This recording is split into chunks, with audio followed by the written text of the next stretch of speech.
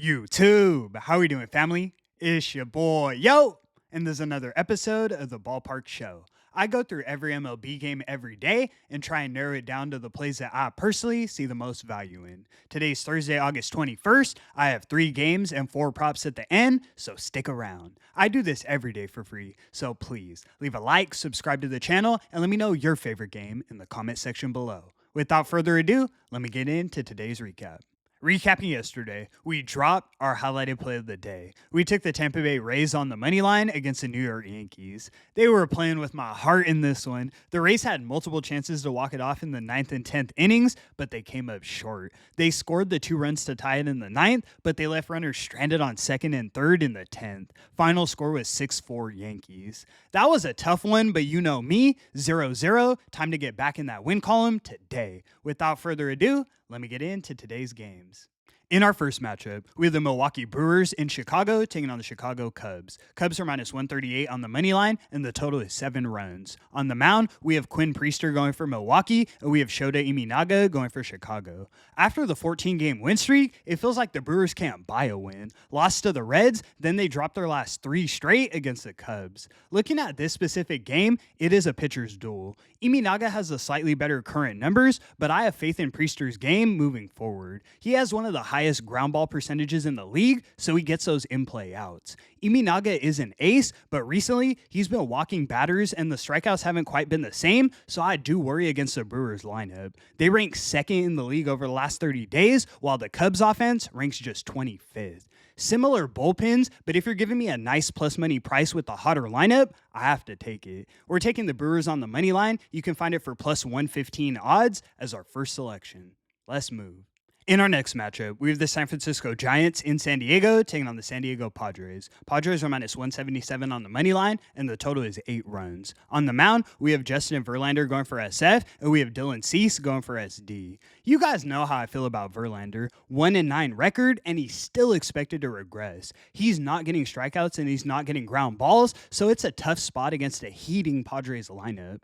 I have faith in Cease's game moving forward. He's getting a ton of strikeouts. He did get blown up the last time we backed him, but that was against the Dodgers. The Giants lineup ranks 19th over the last 30 days. The Padres lineup, 6th. Padres also have the best bullpen in the league, and like I said earlier in this series, this is a nice bounce back spot after getting swept by the Dodgers. Better starting pitcher, hotter lineup, and better bullpen? Sign me up. We're taking the Padres on the run line. You can find it for plus 125 odds as our highlighted selection. Let's move.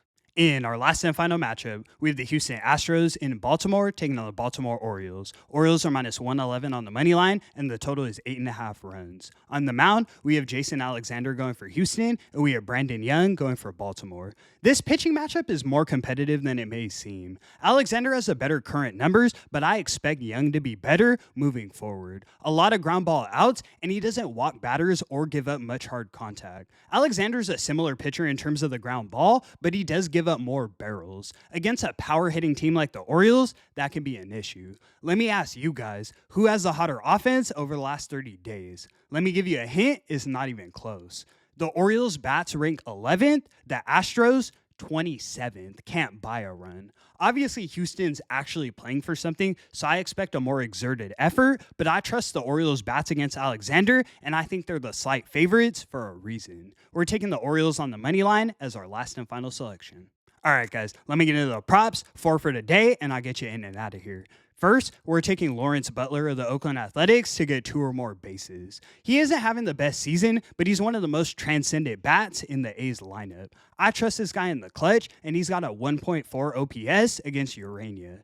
Next, we're taking Salvador Perez of the Kansas City Royals to get 2 or more bases. He's now top 10 in the league in hard contact. Love the matchup against Patrick Corbin. Next, we're taking Jazz Chisholm of the New York Yankees to get 2 or more bases. One of the streakiest players in the league, but he's running hot right now.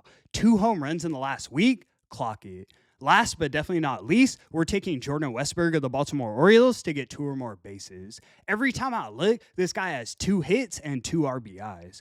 2.76 average, hits for power, and I think he gets to Alexander.